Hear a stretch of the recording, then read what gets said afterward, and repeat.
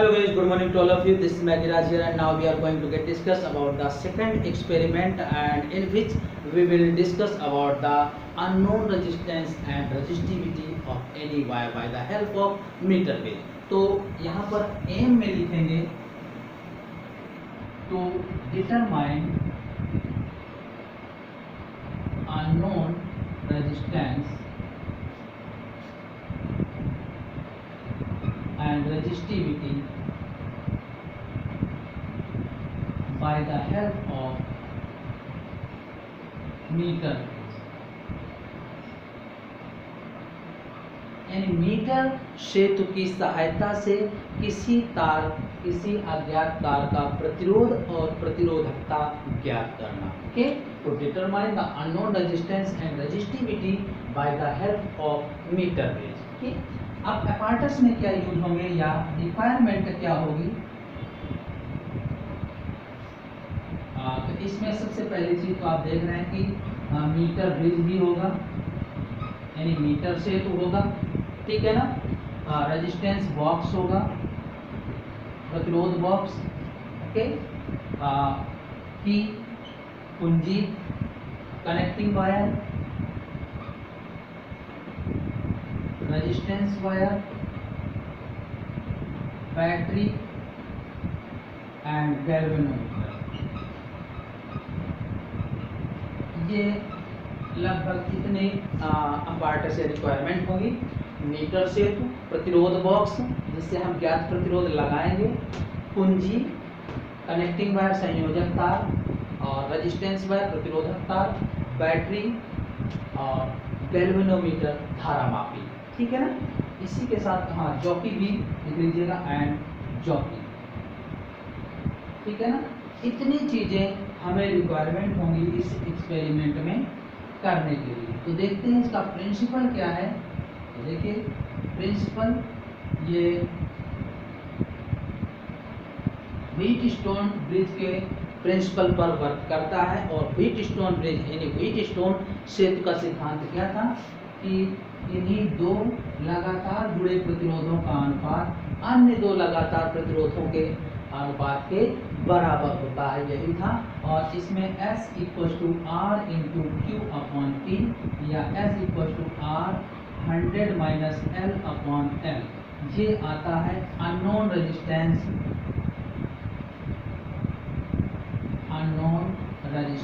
Okay, यानी अज्ञात प्रतिरोध. और इसी से हम देखिएगा रेजिस्टेंस इक्वल होता है ρ × L/A. ठीक है. तो लेंथ जो है वायर के हमने L मान ली है, और एरिया जो है वो πr² होगा. तो ρ इक्वल और अननोन रेजिस्टेंस क्या है S, तो S × πr²/L. तो ये हो जाएगी रेजिस्टिविटी. तो देखिएगा अब ये है क्या. तो S है अननोन रेजिस्टेंस, अज्ञात प्रतिरोध. L क्या है, लेंथ एट 0 डिफ्लेक्शन, यानी शून्य विक्षेप पर लंबाई. ठीक है. रो क्या है, रेजिस्टिविटी यानी प्रतिरोधकता है. L क्या है, लेंथ ऑफ यूजिंग वायर, जो वायर यूज करेंगे उसकी लेंथ है जो अननोन रेजिस्टेंस वाला था. और R जो है रेडियस ऑफ वायर, यानी वही तार जिसका हम अज्ञात प्रतिरोध कैलकुलेट करते हैं उसकी त्रिज्या, रेडियस ऑफ द वायर. तो ये है इसका प्रिंसिपल. ओके, चलिए अब हम डिस्कस करते हैं इसका डायग्राम किस तरीके से बनेगा इसके बारे में. तो देखिए ये मीटर ब्रिज होता है.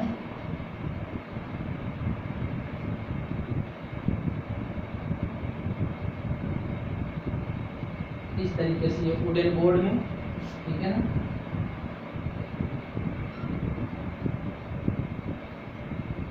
और यहाँ L शेप में ये मेटलिक चिप लगी होती हैं, धातु की पत्तियां लगी होती हैं.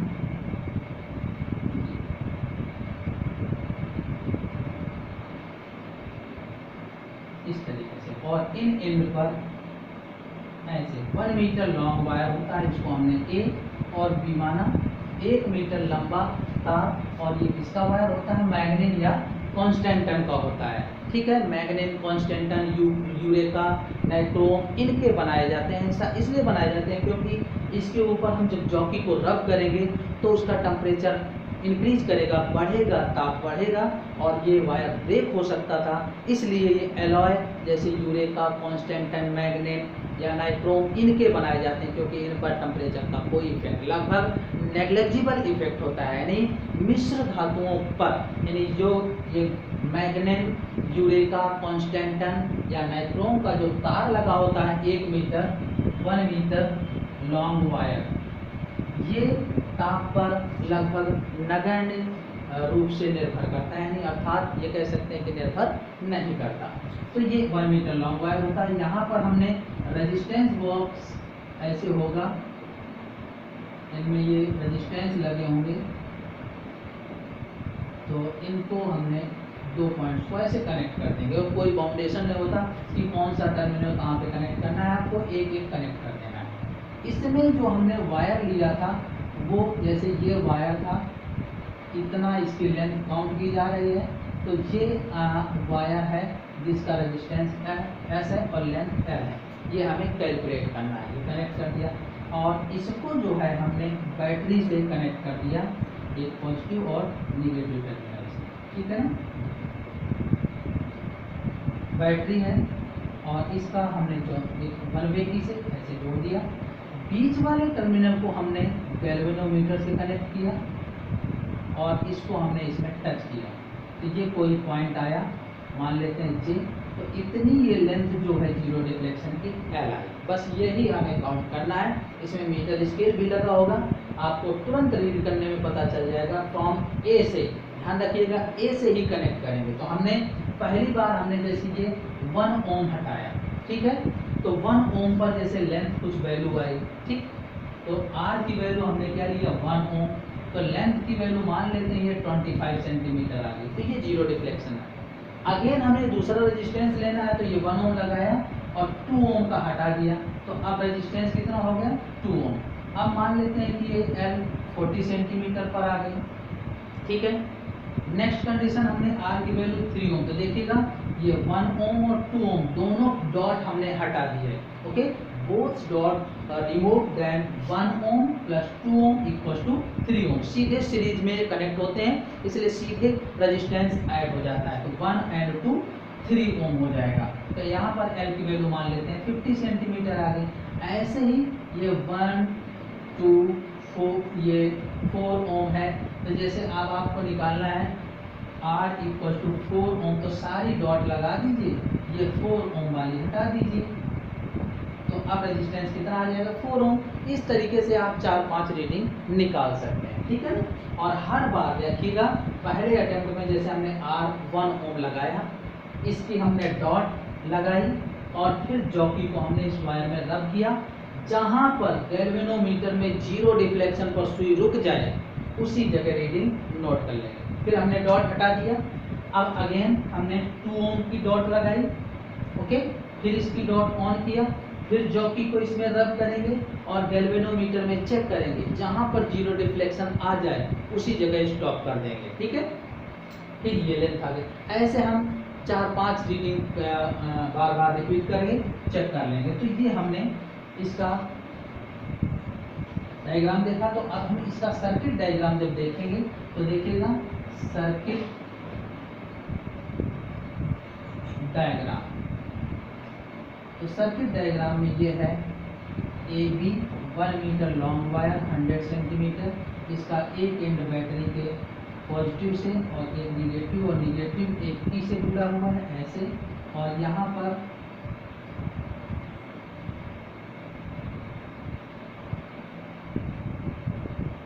ये डॉट लगी हुई है, इन पे हमने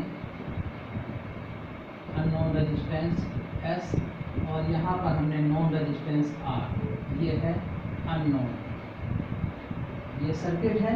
देखिएगा बीच वाले में हमने क्या किया है, गैल्वेनोमीटर जोड़ा है और गैल्वेनोमीटर को इसमें यहाँ टच किया है। तो करंट का फ्लो ऐसे होगा, यहाँ पर भी करंट का फ्लो ऐसे शो करेंगे,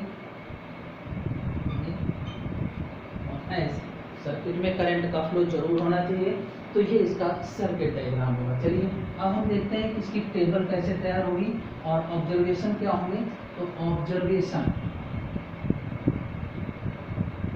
ऑब्जर्वेशन में आपने देखा कि लेंथ L इक्वल टू, मान लेते हैं कि ये 10 सेंटीमीटर है, ये आ गई, ठीक है।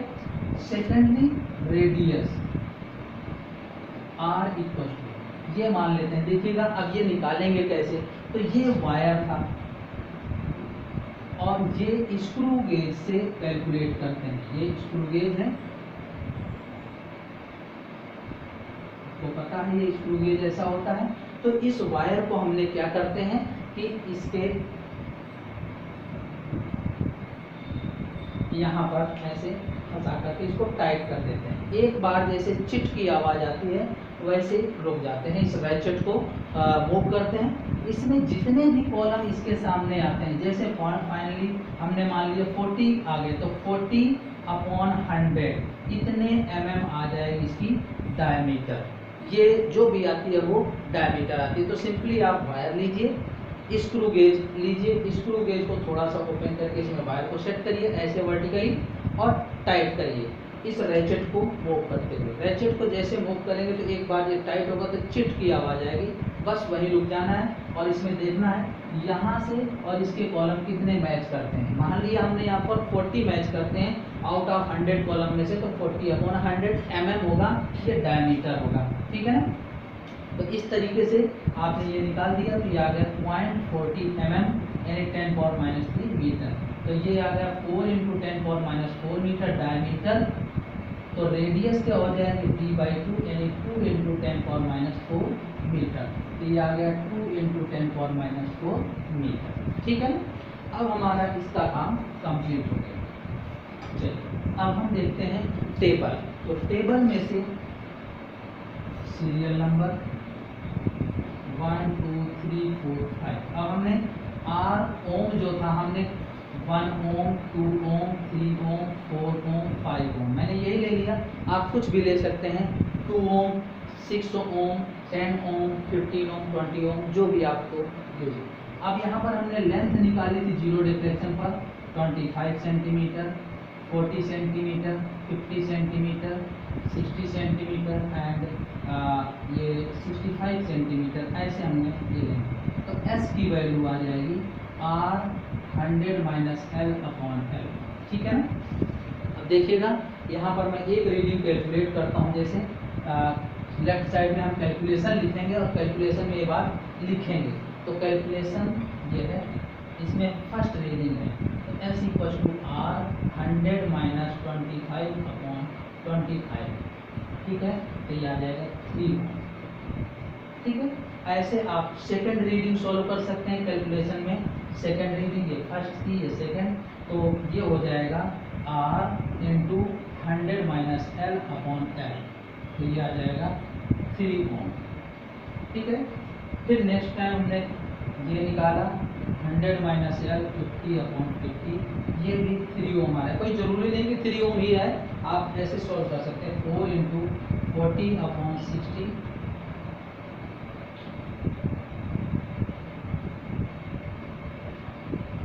2.6 ओम। और लास्ट वाली जो रीडिंग आएगी R × 35/65,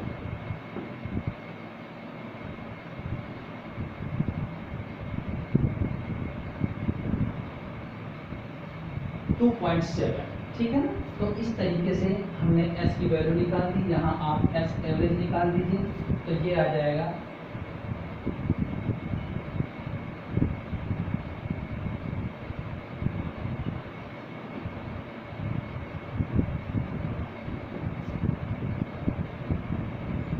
2.8 के अप्रॉक्स आ गया, ठीक है ना। तो ये आ गया रेजिस्टेंस। अब आप क्या निकालेंगे, रजिस्टिविटी। रो = S एवरेज × πr² L, ठीक है ना। ये, और एल को भी आप मीटर में ही लिखिएगा। तो ये जैसे 10 सेंटीमीटर और 0.1 मीटर। तो हम रो की वैल्यू अब कैलकुलेट कर ले रहे हैं। तो देखिएगा रो आ जाएगा एस एवरेज था 2.8 के अप्रॉक्स पाई आर स्क्वायर, यानी इसका स्क्वायर 4 इंटू 10⁻⁸ अपॉन 0.1। तो देखिएगा ये कैंसिल हो जाएगा, 28 इंटू 12.56 इंटू 10⁻⁸ इतना ओम मीटर, ये आ जाएगी रजिस्टिविटी। क्लियर? तो अब हम रिजल्ट में लिखेंगे कि resistance capital S average and resistivity rho of the given wire is, okay, that जितने भी हैं उतने ओम एंड ओम मीटर, यानी इस दिए हुए तार का अज्ञात प्रतिरोध इतने ओम तथा प्रतिरोधकता इतने ओम मीटर। ओके, और प्रिकॉशंस में फिर वही सारी चीज़ें कि देखिए connection should be neat clean and tight, यानी जितने भी वायर के कनेक्शन हैं वो शुद्ध, साफ और टाइटली बाउंड होने चाहिए। जीरो डिफ्लेक्शन जब आ जाए तभी हमें रीडिंग नोट करना चाहिए। And zero deflection from them we will denote the reading और ऑब्जर्वेशन, यानी जब शून्य विक्षेप प्राप्त हो तभी हमें रीडिंग ज्ञात करना चाहिए, लिखना चाहिए। ओके, तो इस प्रकार से हम unknown resistance and resistivity by the help of metre bridge we will solve the unknown resistance and resistivity by the help of meter bridge, यानी मीटर क्षेत्र की सहायता से अज्ञात प्रतिरोध और प्रतिरोधकता का मान ज्ञात कर सकते हैं। ठीक।